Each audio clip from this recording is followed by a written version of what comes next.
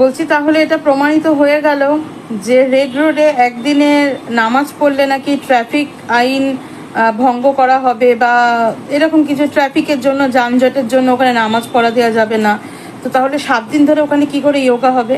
মানে পার্টিকুলার একটা সাম্প্রদায়িক দলকে টার্গেট করছে এই পার্টি, আর কিছুই না। এটা তো স্পষ্টই বোঝা যাচ্ছে যে দ্বিচারিতা চলছে, সেটাতে স্পষ্ট, এটাতে নিয়ে আর কোনো কোয়েশ্চেন মার্ক রইল না। ঠিক আছে, তা তাদের একদিনের নামাজে এত প্রবলেম হচ্ছিল, তাহলে তোমরা যোগাটা 7 দিন ব্রিগেডের মাঠে করতে পারতে না? 7 দিন ধরে রেড রোডকে না আটকে রেখে। তার মধ্যে আবার নাকি শুনছি বারবার তো নিটের প্রশ্নপত্র ফাঁস হচ্ছে। 21 তারিখে মেবি রি এক্সামিনেশন রয়েছে নিটের। তো সেখানে এই রেড রোড যানজট মানে কোথায় গিয়ে দাঁড়াবে, মানে এটা বলাই বাহুল্য। যারা এটাকে ফেস করবে তারাই জানে। ঠিক আছে, তো কিছু বলার নেই।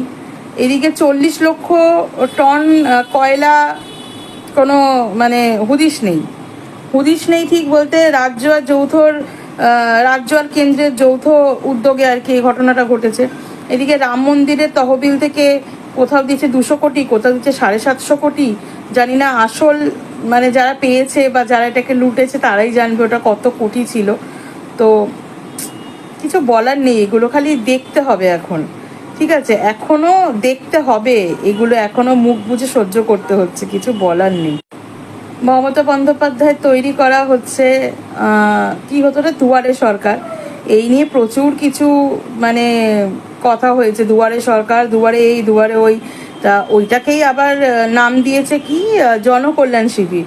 তা সে জনকল্যাণ শিবিরে তো জনজোয়ার এরকম হচ্ছে, মানে মানুষ তো সে মানে পদপিষ্ট হয়ে যাওয়ার না, একটা কোনো পদপিষ্ট হয়ে যাবে এরকম একটা সিস্টেম, কোনো সিস্টেম নেই। অ্যাকচুয়াল ব্যাপারটা হচ্ছে কোনো সিস্টেম নেই। মানে নামেই ওটা জনকল্যাণ শিবির করছে, কিন্তু ওখানে আদৌ কাজ কিছুই হচ্ছে না। সেটা দেখেই বোঝা যাচ্ছে, যা যা ভিডিও দেখছি সেটা দেখেই প্রমাণিত হয়ে যাচ্ছে। এটাতে আর কাউকে কিছু বলতে হবে না। আচ্ছা, এদিকে টিএমসির বিজয় মিছিল, টিএমসি তো না, বিজেপির বিজয় মিছিল আসলে এখনো মেনে নিতে একটু প্রবলেম হচ্ছে। এটাই, বিজেপির বিজয় মিছিল যেদিনকে বেরালো সেদিনকে তাদের আনন্দ উল্লাস এরকম ছিল যে সেই বোমার আঘাতে মৃত্যু হয় তানভীর বলে একটি বাচ্চার। তো সেটা নিয়ে এখনো অবধি আমাদের গদি মিডিয়ারা কোনো রকম কভার করেনি, কোনো রকম এই নিয়ে কোনো নিউজই দেখায়নি টিভিতে। ঠিক আছে, তো এতটা ওই জন্য প্রেস ইন্ডেক্সে আমাদের দেশ হচ্ছে 157-এ, 184 রয়েছে, সেখানে আমাদের দেশ রয়েছে 157-এ থাকারই কথা। এখন তো মনে হয় আরও নেমে যাবে। ঠিক আছে, যা দেখছি এখন তো মনে হয় 157 অনেক ভালো র্যাঙ্ক দিয়েছে, ওটা 180-তে চলে যাওয়ার মতন যা দেখছি পরিস্থিতি। ঠিক আছে, এখন প্রেস মিডিয়ার কাজ হচ্ছে শুধু অভিষেক বন্দ্যোপাধ্যায়ের গাড়ির পেছনে ছোটা আর অভিষেক বন্দ্যোপাধ্যায়কে জোর করে চিৎকার করে করে কোয়েশ্চেন করা। তো ভাই মানুষটাকে ভাঙা অত সম্ভব না। 3 দিন জেরা করেছে, 3 দিন, প্রথম দিন 8 ঘন্টা জেরার মুখ থেকে ঘুরে বেরিয়ে এসেছে। সবাই তাহলে এই মনে হয় অ্যারেস্টের খবর এলো, এই নাচানাচি শুরু হবে, হলো না। কারণ কিছু নেই তো ভাই, কি দিয়ে অ্যারেস্ট করবে? ঠিক আছে, যদিও বা করে তাহলে একটা ফলস দেখাতে হবে, ফলস, অরিজিনাল কিছু নেই। ঠিক আছে, ক্রিয়েট করা, এগুলো তো যা হচ্ছে সবই ক্রিয়েট করা। প্রথম দিন যাই হোক 8 ঘন্টা, দ্বিতীয় দিন 11 ঘন্টা জেরা চললো।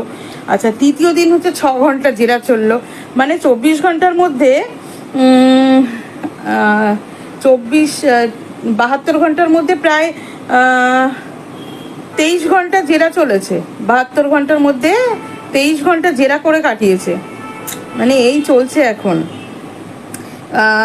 কি আর বলবো, এখনো ফুটেজ কিন্তু সেই মমতা বন্দ্যোপাধ্যায়, অভিষেক বন্দ্যোপাধ্যায় দিয়ে যাচ্ছে। প্রেস মিডিয়া যে এখনো ইনকাম বা আর্নিংটা যেটা হচ্ছে, যে ভিউ বা এঙ্গেজমেন্ট যেটা হচ্ছে, সেটা কিন্তু অভিষেক বন্দ্যোপাধ্যায়, মমতা বন্দ্যোপাধ্যায়কে ঘিরেই চলছে।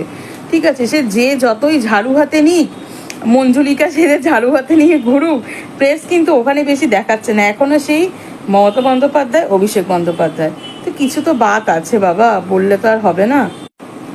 তো তোমরা যতই গালাগালি দাও না কেন বাবা, যতই গালাগালি খিস্তি করো না কেন বাবা, কিছু তো ব্যাপার অন্যদের মধ্যে রয়েছে। আর এখনো অ্যারেস্ট করতে পারলো না, কিন্তু 45 দিনের আগে কিন্তু ইভিএম পুরে ছাই হয়ে গেল। আচ্ছা, সরকারি কর্মচারীদের মুখে তালা পড়ে গেল, যেখানে যেখানে যা করার কলকবজা নাড়া হয়ে যাচ্ছে। কিন্তু অভিষেক বন্দ্যোপাধ্যায়, মমতা বন্দ্যোপাধ্যায়কে কিন্তু অ্যারেস্ট করার মতন সেই জিনিস নেই, খুঁজে পাবেও না।